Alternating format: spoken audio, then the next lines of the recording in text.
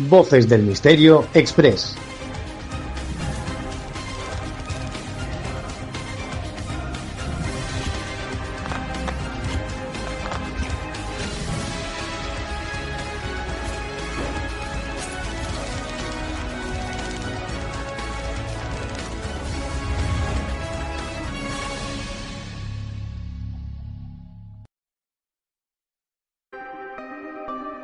Leyendas, enigmas, fenómenos paranormales, ufología, sociedades secretas, criaturas extrañas y la parte de la historia que nunca te quisieron contar las encuentras aquí, en Voces del Misterio Express. Legalizar el contrato de su alquiler ha sido un error, señor Russell. ¿Cómo dice? Esa casa jamás debería haber sido alquilada. Ha sido una equivocación. La señorita Norman actuó precipitadamente. ¿Qué puede objetarse? Esa casa no debe ser habitada. Nadie ha podido vivir en ella. No quiere que la habite nadie. ¿Y qué libro? ¿Qué libro ha caído en mis manos? Y qué maravilla el conocer con tanta profundidad el archipiélago canario, las 8 islas. Y eso es precisamente lo que ha hecho en este libro que tengo en mis manos Juanca Romero, mi buen amigo tinerfeño, que presenta una obra apasionante, intensa, que se llama Enigmas Canarias, 100 misterios, nada más y nada menos, en las 8 islas, y lejos de ser una recopilación sobre el folclore de lo desconocido, lo que marca es un punto de inflexión en la literatura de investigación del archipiélago, apostando por el trabajo de campo, del cual sabe mucho, y la escucha de aquellos que han sido testigos de lo imposible. Es un viaje por las 8 islas, que muchas veces parece que nos circunscribimos solamente a lo que es Gran Canaria y Tenerife, pero hay otras islas y también tienen sus misterios. Y ahí es donde él describe una geografía de lo insólito, en el que Juanca ha seleccionado 100 enigmas basándose en el impacto y en la autenticidad de los mismos. Por tanto, es una obra, yo diría que imprescindible para aquellos que amamos el mundo del misterio y las guías misteriosas de los rincones más bellos y también más desconocidos, como él ha hecho en este caso con Enigmas Canarias, un libro que yo les aseguro que es apasionante, un libro que además resume muy bien la idiosincrasia de todo lo que es el archipiélago canario.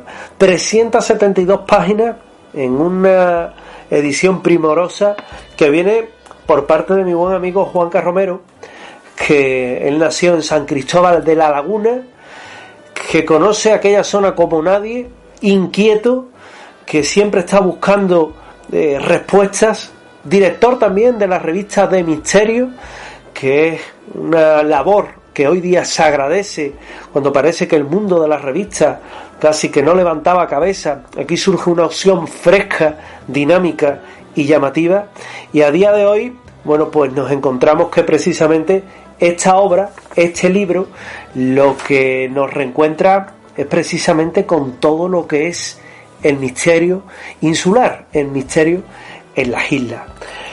Con él vamos a hablar, 100 misterios son muchos, pero vamos a hablar de algunos de ellos, y lo primero es saludar a nuestro amigo. Juanca, ¿qué tal, amigo? ¿Qué tal, José Manuel? Muy buenas noches. Pues yo como en casa, un placer volver a estar aquí. Oye, maravilloso este libro, maravilloso todos esos misterios, porque lo decía en la introducción, solemos hablar mucho de si los rodeos, solemos hablar mucho de el Palacio Encantado del museo, pero esto es una labor de búsqueda, esto es una labor de tiempo, de años, de conocimiento. Esto no es algo baladí, esto no se hace en 2 días, ¿eh? Bueno, tú lo sabes perfectamente porque los libros y José Manuel García Bautista son una misma cosa, y sabes que cuando te quieres meter a fondo en un libro donde hay que hacer una selección, evidentemente, 100 misterios son los que yo he metido en estas páginas, pero muchos quedaron fuera, ¿no? Yo quería que estuvieran estos 100, ¿no?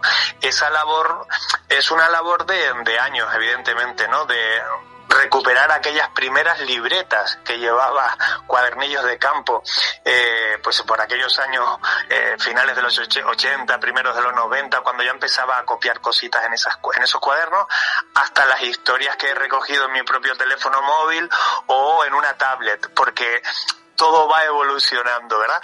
Bueno, he querido sacar toda esa información, más alguna que sigo recopilando a día de hoy con algunos testigos vigentes, y llevarlos a un libro que, como tú bien decías, José Manuel, en la introducción, yo no quería que fuese un recopilatorio más, porque a veces en este mundo de los libros nos llega un olor a refrito, a aceite vieja, que ya cansa, ¿no? Yo no quería que fuese un refrito de lo que ya se había hecho, sino algo más fresco, algo más ágil, y sobre todo dando protagonismo a la palabra del testigo, que a veces nos olvidamos de él, y es quien alimenta estas historias que nosotros contamos.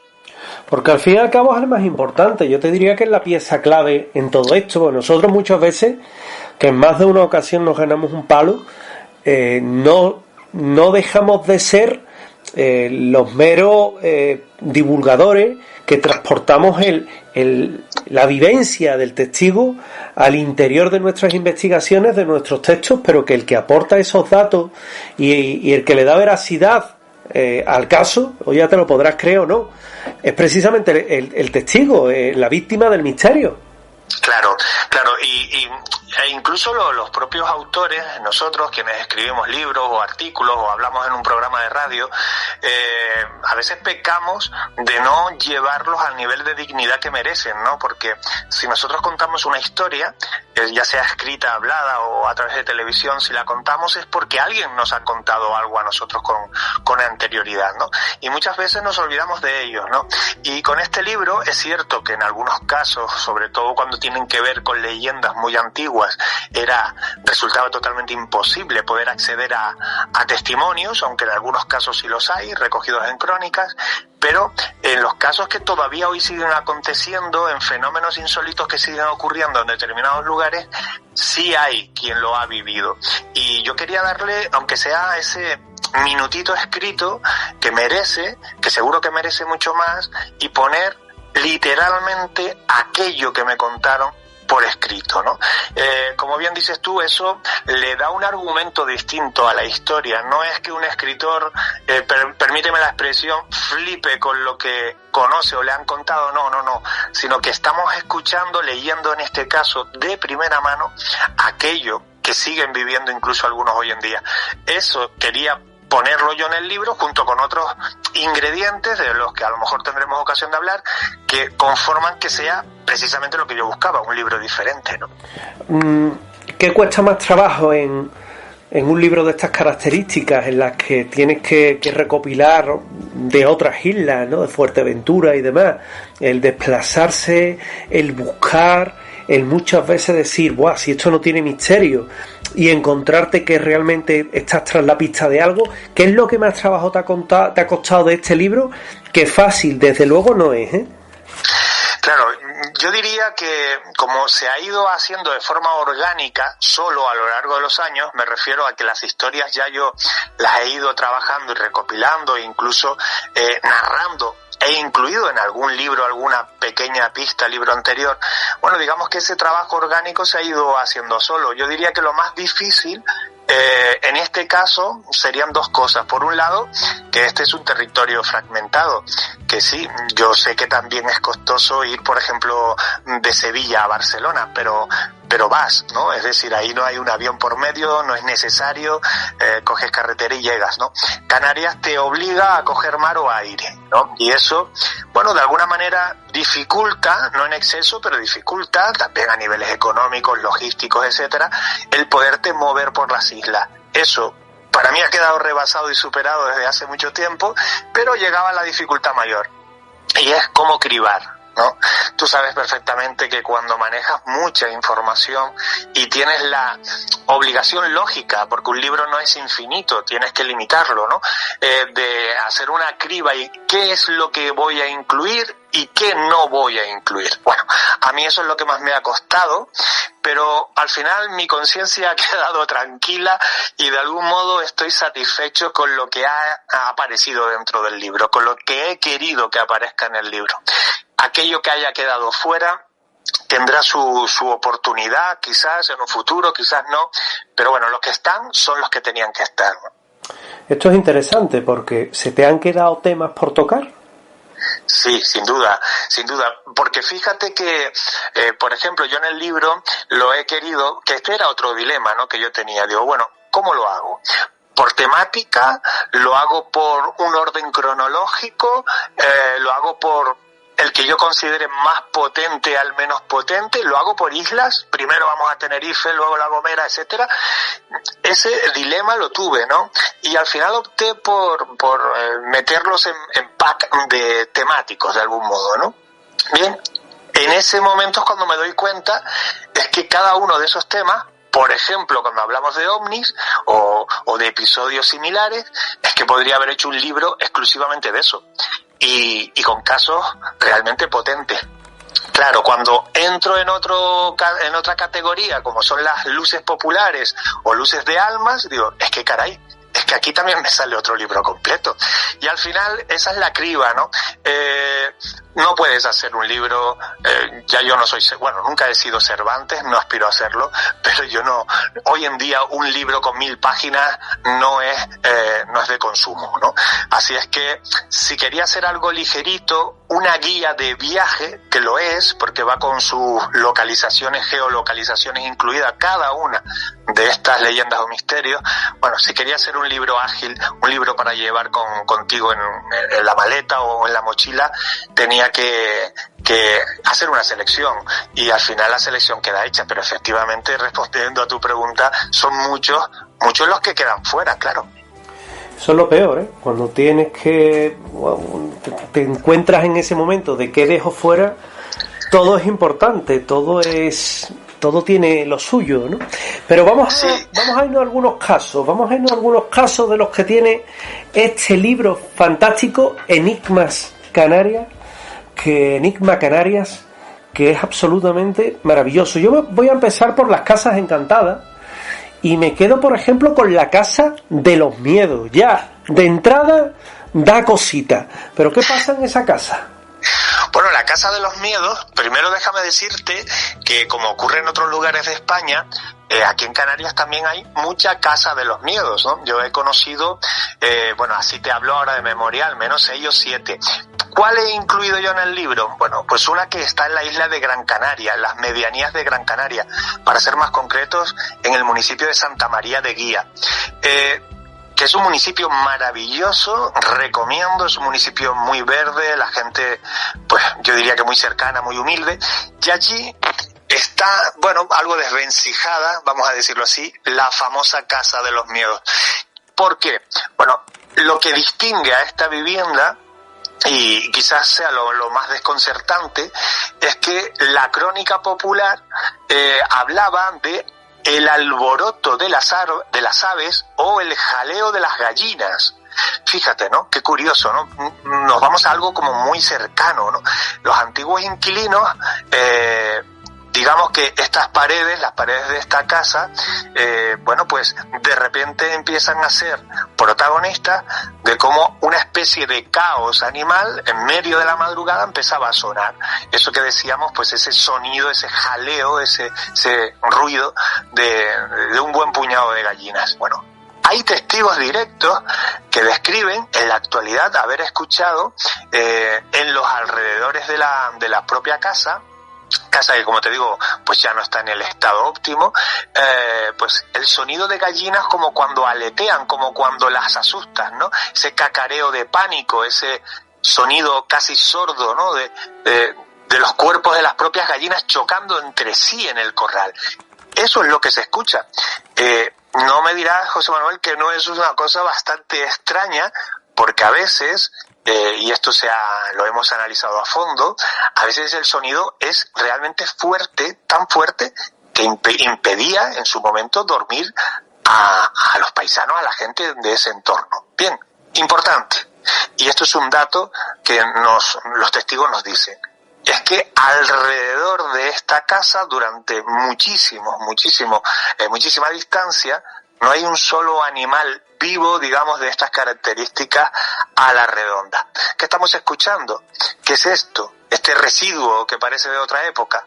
Bueno, pues eso es lo que ocurre a grandes rasgos actualmente en la Casa de los Miedos, ¿no? Un sitio que desde luego, nada más que por sentir esa tensión y esos animales, como tú bien comentas, el verse alertado, ¿no?, por algo invisible, desde luego tiene que dejar bastante inquieto a todo el que viva cerca.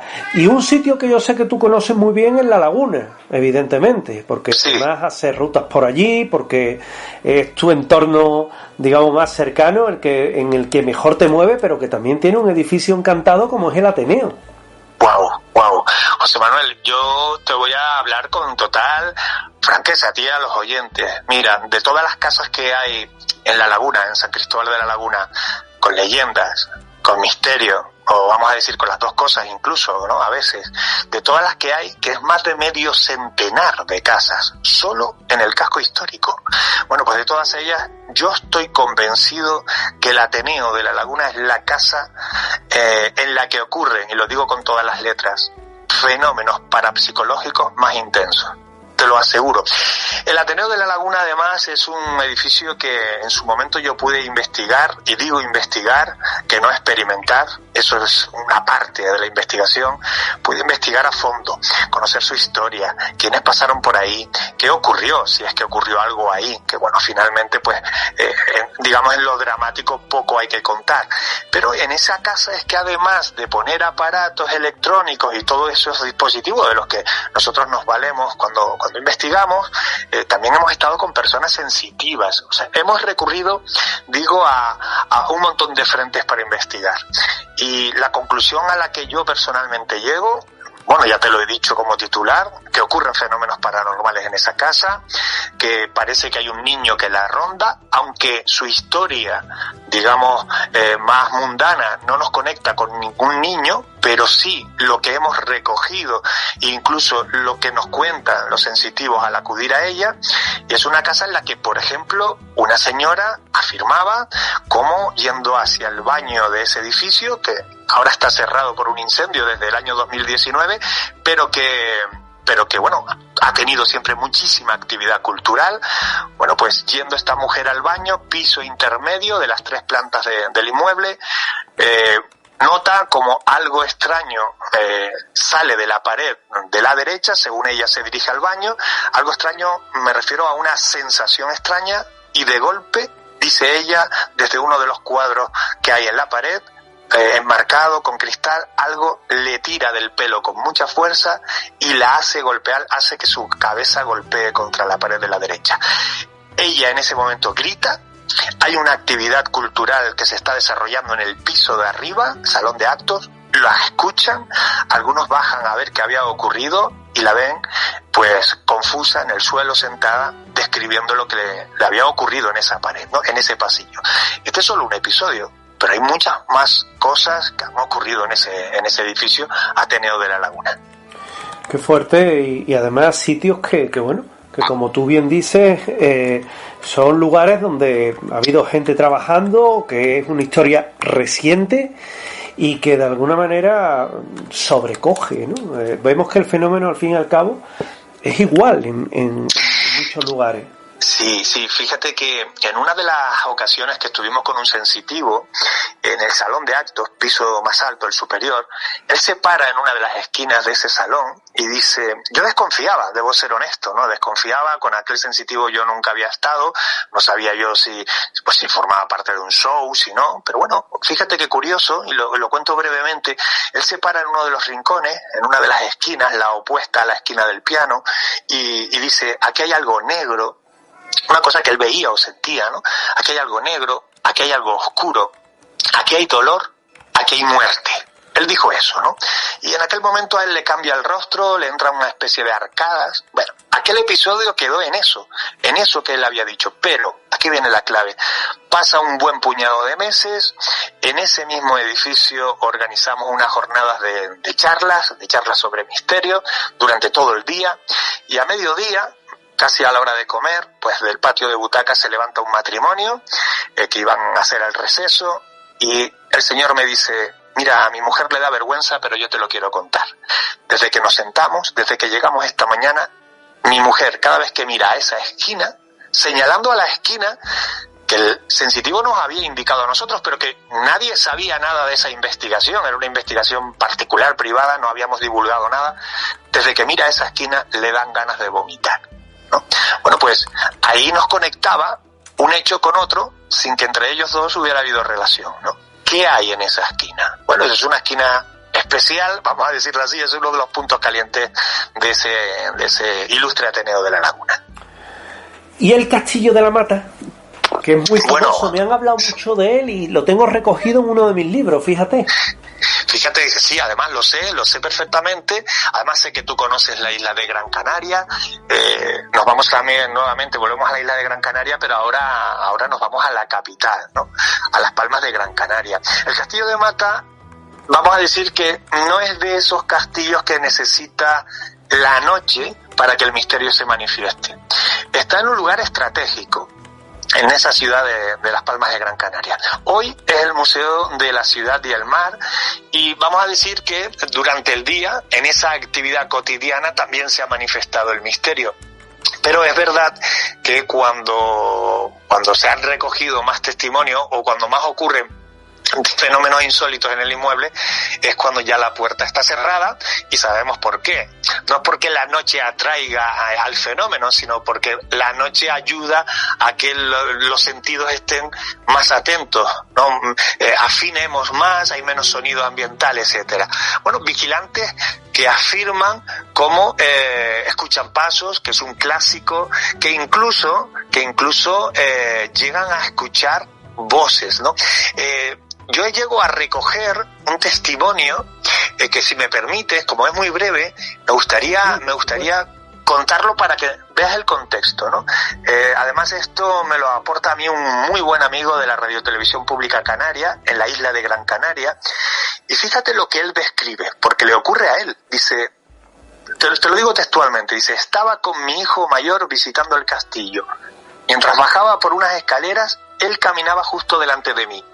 Al cruzar una puerta estrecha, de esas que son redondas por encima, decía él, bueno, de estas de arco de medio punto se refería, ¿no? Dice: vi como una especie de sombra de color verde oscuro pasaba justo por su espalda. Es decir, él ve como algo está interactuando con su hijo que va adelante.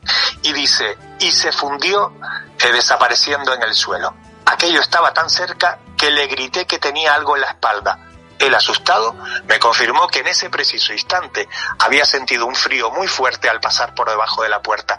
No sé si aquello era un fantasma, pero yo lo vi y él lo sintió.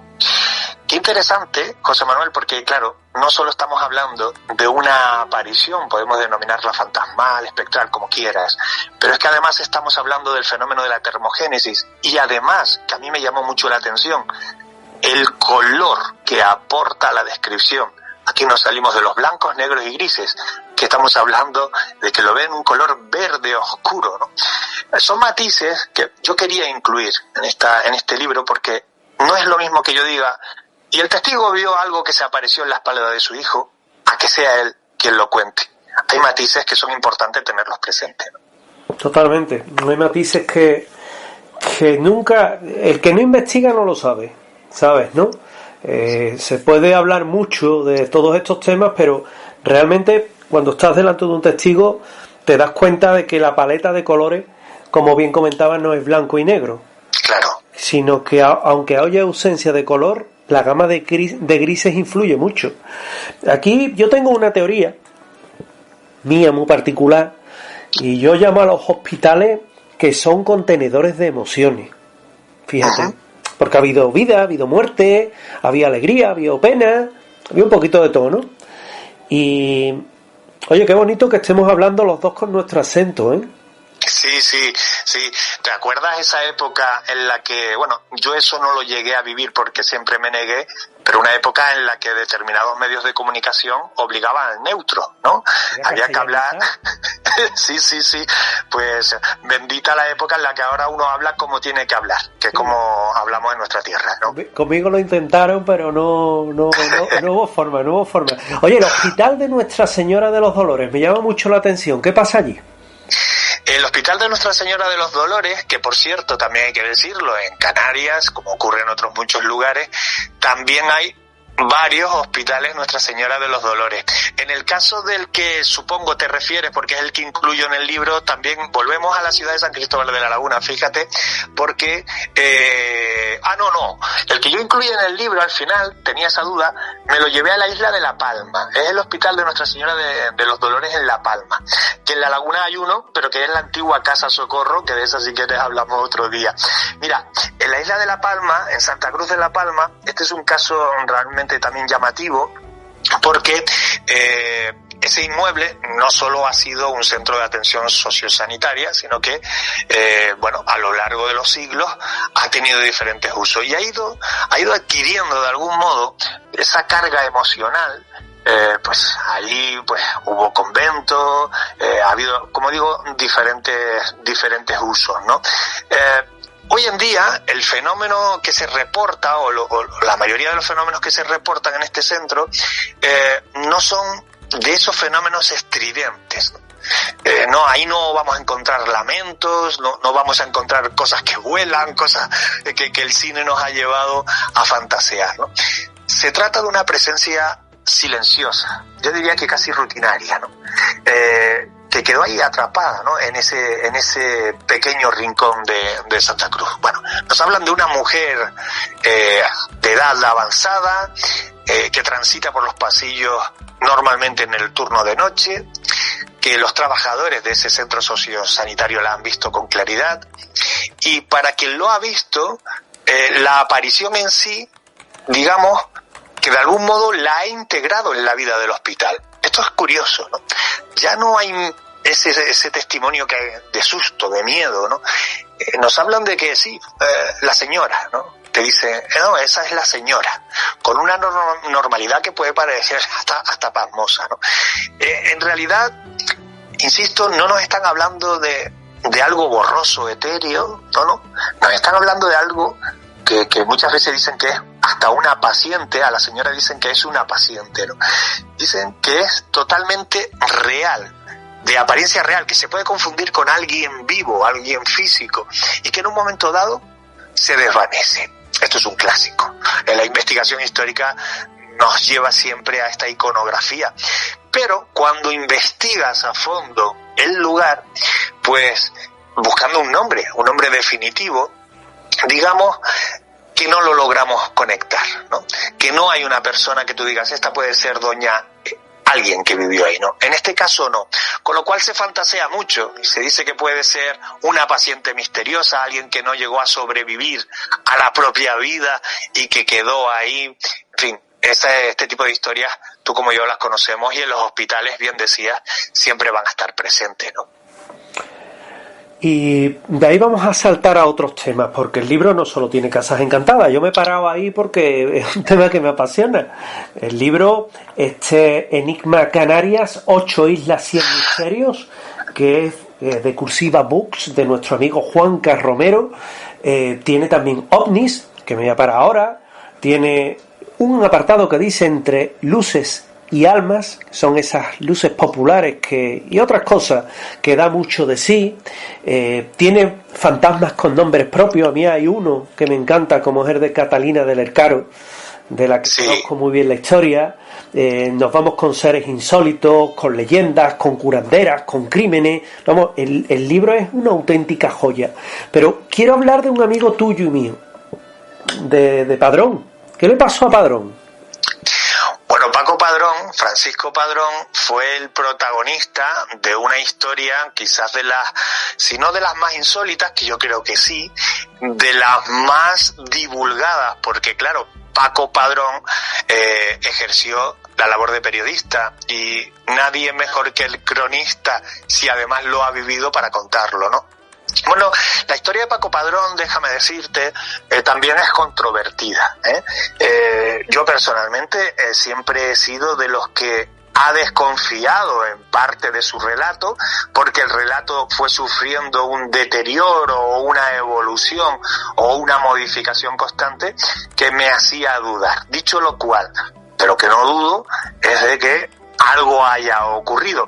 Ese episodio que vive Paco Padrón, que al final acaba en un desenlace brutal, ese episodio primigenio le ocurre a él en la intimidad, ¿no? Bueno, pues en un momento dado de su vida, un momento, vamos a decir, complejo, él recibe un aviso llegado desde el cielo que dice: mira, todavía no es tu momento, aquí hay una misión que cumplir. Bien. En el libro lo que yo hago es centrarme solo en uno de los episodios finales de toda esta secuencia de hechos que fueron aconteciendo a lo largo de parte de su vida, que es el episodio de la abducción.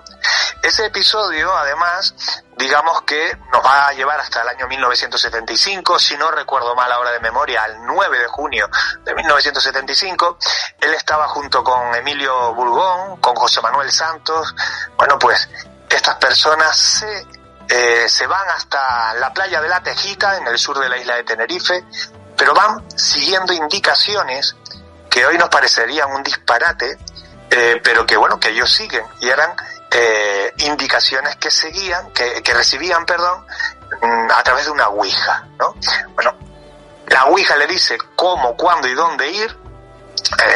Habían otros métodos en aquella época de contactismo, ellos los practicaban también, y esas órdenes que reciben a través de la ouija procedían de un lugar llamado OPAT, acabado en T, OPAT 35, una especie de computadora alienígena, hay que decirlo así, que emitía desde el planeta Saturno. Bien, ya la historia parece brutal, ¿no? La historia parece incluso imposible.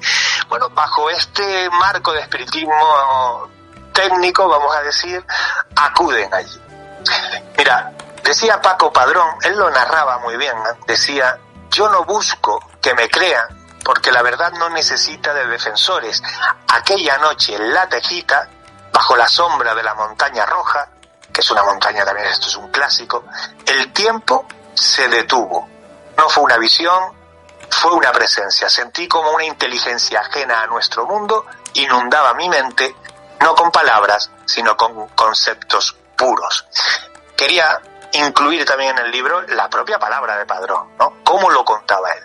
Bueno, lo cierto es que y lo digo muy resumidamente, lo que narra es que es abducido a esa nave, que ahí hay algún tipo de análisis que se le hace, algún tipo de manipulación de su propio cuerpo, pero meses más tarde, el 23 de octubre de 1975, digamos que pues se establece lo que llaman la Operación 23, ¿vale? Esta operación, este despliegue que hacen, que les lleva a comunicar con estos seres del otro lado, parte de esta historia, José Manuel, la recupera a través de sesiones de hipnosis, que es donde realmente empieza a armarse el puzzle de todo aquello que ellos iban contando y viviendo. A ver, los más críticos dirán que es imposible, que cómo va a ser eso, que haya ocurrido así, y otros dirán que bueno, que esa historia se sostiene, que Paco Padrón nos contaba algo que era totalmente creíble, y yo lo dejo en el aire. Él, por ir acabando respondiendo a tu pregunta finalmente, él daba una serie de datos muy detallados. Decía, todo el horizonte, en ese momento de la abducción, todo el horizonte se iluminó. Era como un foco central, muy brillante, que extendía su iluminación en un radio de varios kilómetros. Esto es importante, porque otros muchos pudieron verlo. La noche se volvió día. Al cabo de un minuto, más o menos, algo salió del mar. Era un objeto blanquísimo con una especie de estela. Decreció y desapareció. Y testimonios como este, digamos, párrafos como este, Paco Padrón dejó muchos, ¿no? e insisto, forma una historia que para muchos resulta totalmente increíble, pero no podemos negar que es impresionante. Impresiona muchísimo, y más los que tuvimos la suerte de conocer a Paco, que bueno, sabemos de cómo era, ¿no? Y cómo encaraba todos estos temas, la pasión que le movía, y desde luego ahí queda, ¿verdad? Ahí queda algo que... Sí, sin duda. Y además déjame decirte algo con total honestidad. Paco tenía esa pasión, como tú bien dices, al contarlo, que podría parecer incluso excesiva, pero era su forma de contar las cosas. Yo me permito la licencia de decirlo, y si tú me lo permites, el único problema que tenía Paco y su narrativa no era Paco ni su narrativa, sino algunos que se pegaron a Paco, como rémoras, se pegaron a Paco para absorber parte de esa historia, para convertirse en sus acólitos, vamos a decir de alguna manera, acólitos improvisados en un principio, y llevar la palabra de Paco por otros lugares, pero distorsionándola.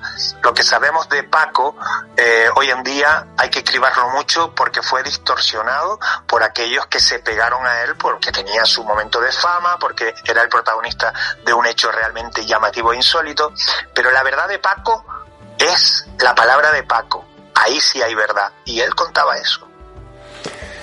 Mejor no lo has podido resumir, fíjate. Mira que hay rémoras en este mundillo del misterio. Eso no es una cosa que yo vaya a descubrir ahora. Y bueno, y algunos, fíjate, algunos a mí matizan, y todo. Pero bueno, ahí están ahogándose. Oye, dentro del fenómeno ovni, ¿tú crees que la desclasificación ovni en España? A ver, me estás preguntando si creo en la desclasificación ovni en España. Sí, la implicación de determinados ufólogos, entre comillas, que también son unos sinvergüenza, dentro de la desclasificación. ¿Tú crees en esa desclasificación y en esas ayuditas ufológicas que hicieron? Bueno, yo primero déjame decirte que el tema de la ufología no es el tema que más me apasione. Bueno, cada uno tiene sus preferencias, ¿no? Tú antes hablabas de casas encantadas. Bueno, hay otros temas que a mí me atraen muchísimo más que el fenómeno ufológico. En el libro también lo trato, evidentemente. Y respondiendo a tu pregunta, a mí yo creo que en España no se ha hecho ningún tipo de desclasificación ufológica. O sea, lo que se ha hecho en España es un circo además sesgado, en el que están implicados, y es lo triste, e incluso divulgadores, pseudodivulgadores y pseudo-ufólogos, y algún ufólogo hay por ahí, ¿no? Es decir, si ya partimos de unas herramientas prostituidas, de unas herramientas distorsionadas para hacer un trabajo que se presupone debe ser limpio y sobre todo transparente, pues empezamos mal. Creo que no se ha hecho ni de la forma correcta ni con las personas adecuadas. Pero insisto, desde mi ignorancia, desde lo que yo poco sé en estos últimos 30 y largos años, 35, 36 años que me dedico a la divulgación.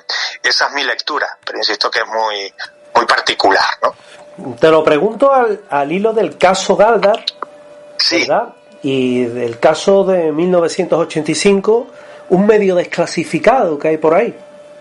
Sí, en el caso de 1985, bueno, el caso de Galdar, por un lado, déjame decirte que es uno de los, yo no sé si de los más documentados, pero sí es de los más conocidos. Cierto es que las fuentes de documentación originales, si dejamos ahora a Paco Padrón a un lado, pues también han sido bastante intencionadas.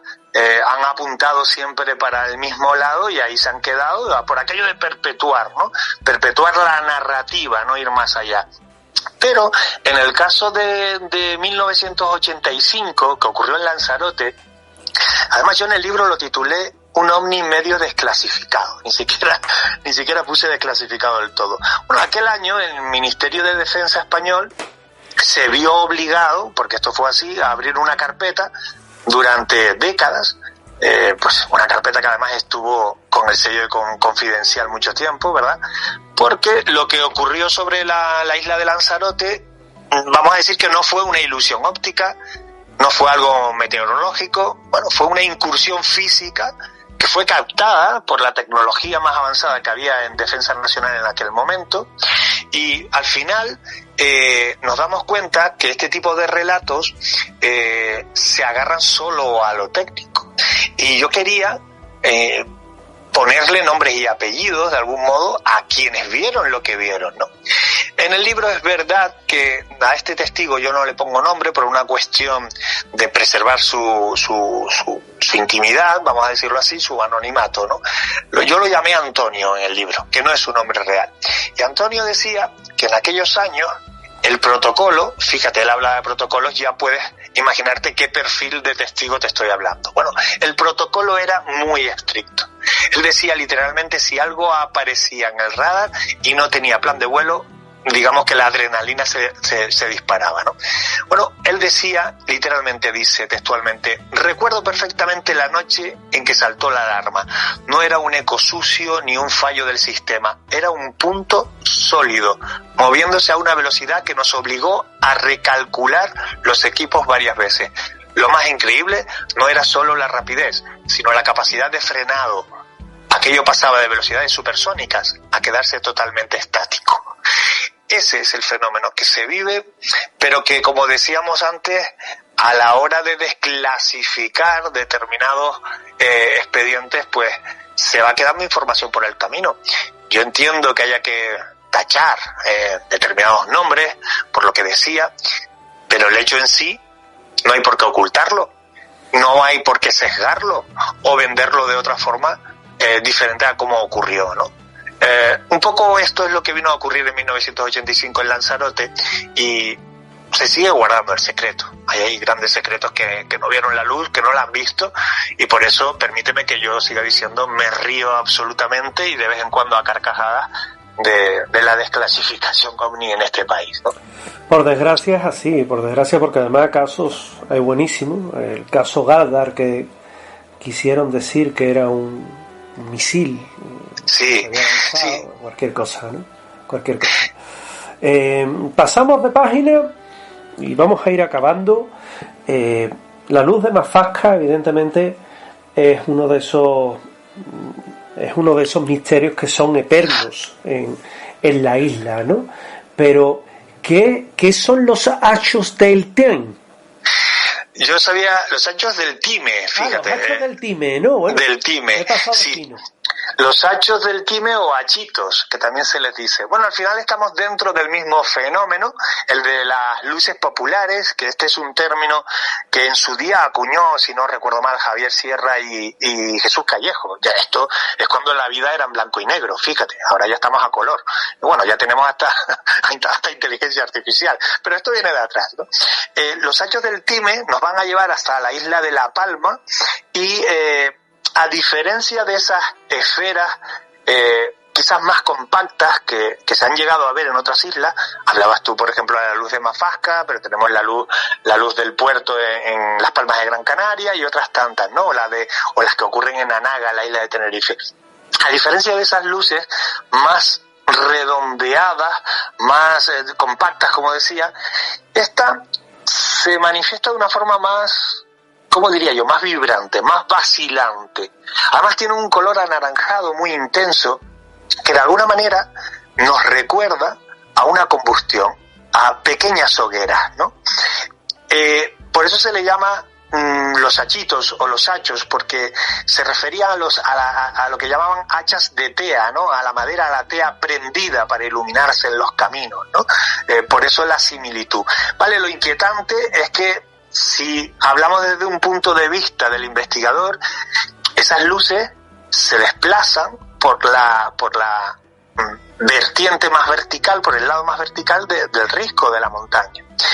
Por ahí no hay paso físico posible, paso humano digo, físico posible. Es decir, podríamos confundir a un grupo de personas que van iluminadas con antorchas, cosa que, por cierto, hoy no parece probable, pero vamos a pensarlo. Es que es imposible. Es que por una pared vertical escarpada es imposible que esto ocurra. Y los testigos describen esa hilera de luces que parecen bajar desde lo alto del Time, que es una zona muy concreta de la isla de La Palma, y ven descendiendo, bajando o aparentemente bajando hacia el cauce del barranco de las Angustias. Y esta cadencia, que parece casi humana, de portar esos hachos, esas antorchas, se ha ido trasladando a lo largo de las décadas, ya de los siglos, de forma oral, por toda la población de la isla de La Palma. Son manifestaciones espectrales. ¿Qué son? Linternas no son focos modernos, no son, como decía yo antes, ni siquiera hogueras prendidas sobre un palo. No, estamos hablando de otra cosa, ¿no? Pues la tradición popular nos habla de almas errantes, de almas en pena, que están pidiendo esa ayuda, que están haciéndose notar, que aquí estamos, seguimos pendientes de ese tránsito. En fin, hay 1000 lecturas, pero que forman parte de la tradición oral, de la tradición popular, de la cultura del misterio de nuestra tierra, ¿no? Vamos a ir acabando, compañero. El libro tiene el apartado de San Borondón, que es maravilloso, de la Dama Blanca de Osorio, de Laguna Grande. Bueno, me podría estar aquí citando prácticamente los 100 misterios que tiene, y que realmente son amplísimos, ¿no? Pero no me quiero dejar algunos temas, aunque los toquemos de una forma rápida. Sí. Por ejemplo, el diablo de Timanfaya, que a mí me hablaban mucho cuando estaba por aquella tierra tuya.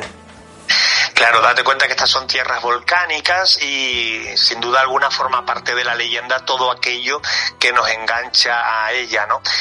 Timanfaya, que como bien sabrán nuestros amigos oyentes, forma parte del Parque Nacional en la isla de Lanzarote, rodeado de volcanes, nos va a conectar con esa tradición ancestral, ¿no? El diablo, ¿dónde vive? Vive en el interior del volcán. ¿Cómo se manifiesta? En forma de erupción, ¿no? Bueno, pues a veces ha coincidido algunos hechos muy concretos en ese lugar, hechos concretos junto con las erupciones. En el caso del diablo de Timanfaya, digamos que la historia nos lleva a algunos testimonios muy curiosos. Decía un testigo, dice: una montaña de fuego se levantó de la tierra y el ruido era como si 1000 tambores sonaran a la vez. El olor a azufre no permitía respirar a los hombres ni a las bestias, ¿no? Bueno, era una forma que tenían de describirlo. Pues hablan de que a la hora de sacar determinadas imágenes religiosas para que aquello se calmase, aquella furia del propio demonio, pues hizo calmar las lavas, hizo en otros casos desviar esas lavas viscosas hacia otro lugar donde no afectara a la población o a las personas o incluso a la propia talla religiosa, ¿no? Esto se va a repetir con muchas imágenes, se va a repetir en otros muchos puntos. También en Timanfaya hablaban de cómo alguien llegó a ver al propio demonio sujetando un tridente y esto ha formado parte de la narrativa popular hasta nuestros días. Qué historia, ¿eh? Que me gusta a mí tu tierra, Juanca. ¿Sabes? Además sabes que es verdad. He estado allí tantísimas veces que a uno también le llama, ¿no? Y uno disfruta realmente cuando ve a un amigo como tú, hacer un trabajo como este. Recuerden, hablamos de Enigmas Canarias, Enigma Canarias, 8 islas, 100 misterios, de Juanca Romero, de Cursiva Books, y que ya lo tiene disponible en librería, en Amazon, a través de la web. Es decir, que lo pueden ustedes adquirir de 1000 formas diferentes. Hay otros temas: seres insólitos, los perros del inframundo, el cochino de Aranfaibo, el pájaro cochino, de iglesias que tienen también su particular milagrería, como la Virgen de la Candela, y otras muchas que tocas en el libro: Virgen de las Nieves, la Virgen de Guadalupe, la Virgen de los Volcanes. La Virgen de los Volcanes tiene lo suyo, ¿eh? Y también hablamos de curandera, de Doña Manuela, la de San Benito, la de Carmencita, las brujas de Gavias, que en la mayoría de las ocasiones se trataba de personas que lo que tenían eran un conocimiento sobre lo que eran los remedios naturales, y que la España de la época, como en otros muchos sitios, pues acabó matando a estas personas, tachándola de bruja. La crónica negra, que también está presente en este libro, con crímenes: el crimen del Marqués, el crimen espiritista de Telde. Oye, cuéntame del crimen espiritista de Telde. Bueno, ese quizás sea de los más sonados de todo el archipiélago. Nos lleva a la isla de Gran Canaria, concretamente al municipio de Telde, y nos lleva hasta la primavera de 1930. Digamos que aquí tendríamos que ponerle una categoría distinta a lo que entendemos por espiritistas normalmente, ¿no? Bueno, digamos que en aquella época el espiritismo no era una extravagancia de salón, ¿vale? Era otra cosa. Vamos a decir que los intelectuales y los obreros lo practicaban por igual, buscaban el más allá, respuestas, ¿no? A cosas que la ciencia no las daban. Bueno, en casa de Francisco Valido, un humilde herrero, y de Aurelia Calixto, bueno, pues al final ellas empezaron a practicar aquello de las mesas parlantes, ¿no? Bueno, a partir de aquella cosa cotidiana que practicaban, bueno, pues, y coincidiendo con la muerte de Fernando, el único hijo varón, por la enfermedad del tifus, bueno, al final comienzan a establecer una serie de contactos que van a ir más allá, ¿no? Porque dicen que para liberar el alma de Fernando tenían que hacer un sacrificio de sangre. Bueno, aquí habría que entrar en muchos matices, quizás hoy ya no de tiempo, pero entre las personas posibles, la elegida fue Aurelia, la hermana mayor, en una atmósfera cargada de todo tipo de irracionalidades, diría yo, de saumerios. La familia se transforma en el verdugo bajo no sé si decir algo mesiánico, ¿verdad? Y al final pues acaban cometiéndose una serie de crímenes para poder liberar el alma de quien ya se había ido. Bueno, al final fueron detenidos, fue detenido Francisco, su esposa, su hija Candelaria, Josefa, bueno, unas cuantas personas más fueron detenidas. Hubo un juicio, aquello fue algo único.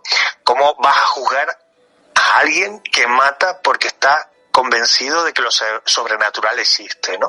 Y insisto, tenemos que ponernos en esa época. Bueno, al final hablamos de que fueron integrados o encerrados en centros psiquiátricos, y en Telde quedó esa herida abierta, ¿no? Durante muchos años el pueblo de Telde cargó ese estigma de lo esotérico, se señalaba como un pueblo maldito prácticamente, y se impuso un silencio que de algún modo llegó hasta el otro día, ¿no? Como quien dice, ¿no?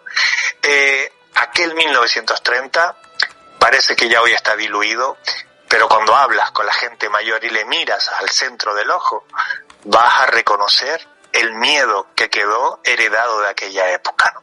Fue un episodio criminal, sin lugar a dudas, pero con un marcado estilo esotérico. Un marcado estilo esotérico, como marcado es el misterio que tiene este libro del que estamos hablando hoy con Juanca Romero, 100 misterios nada más y nada menos. Aquí lo que hemos hecho es repasar algunos de ellos. Hay hasta un cajón desastre para el templo de la calle San Lucas, el descanso de Ponte Castillo, uno que me ha llamado la atención, que es los Filicristi, sectas que también hay, es decir, aquello que no encaja quizás tanto, ¿no? Pero que incluso se ha acordado de mí, mi buen amigo Juanca, y el 99 misterio es gatos mirando a la pared, que es todo un detalle, porque él sabe que yo amo esos animales, independientemente de mi broma. Enigma Canarias, 8 islas, 100 misterios, es un libro altamente recomendable. Si le gusta viajar, si le gusta los misterios de nuestro país, si le llama todo lo desconocido de las Islas Canarias, si es un amante del misterio, simplemente déjese llevar, porque este libro realmente merece la pena. Juanca, maravillosa obra la que has escrito. La hubiera firmado yo, fíjate, emocionadísimo de leer libros así, además gordito, un tochaco, en el que está embarcado, que luego dicen que los autores de misterio no escribimos libros gordos, eso es otra. Sí, bueno, quien lo diga es porque a lo mejor no ha escrito un libro. También es verdad. Además, que últimamente se ve cada cosa escrita que uno ya no sabe ni por dónde cogerlo. Sí, cuesta diferenciar a veces entre un catálogo de un gran centro comercial a un libro, ¿no? Sí, a veces pasa. Es complicado, pero bueno, esto es que los lectores son sabios siempre. Yo sé que van a ser sabios y que en base a esta entrevista que he tenido contigo y esta charlita entre amigos, sé que se van a tirar de cabeza por Enigma Canarias, 8 islas, 100 misterios, y que, amigo, que haya muchas ventas, que por lo menos las ventas a nosotros no nos van a hacer ricos, pero sí vamos a hacer a otras personas ricas en conocimiento, que es de lo que se trata con una gran obra como esta. Muchísimas gracias a ti por este ratito de conversación. Yo siempre digo, un libro está para leerlo, pero quien no quiera leerlo, simplemente decirles que hemos pasado un ratito de conversación, de didáctica, de cultura del misterio, y ya eso de alguna manera es leer misterio, haber estado aquí compartiendo este pedacito de radio, y que no se pierda, amigo, las costumbres, las mañas. Totalmente, amigo. Fuerte abrazo. Un abrazo enorme. Legalizar el contrato de su alquiler ha sido un error, señor Russell. ¿Cómo dice? Esa casa jamás debería haber sido alquilada. Ha sido una equivocación. La señorita Norman actuó precipitadamente. ¿Qué puede objetarse? Esa casa no debe ser habitada. Nadie ha podido vivir en ella. No quiere que la habite nadie.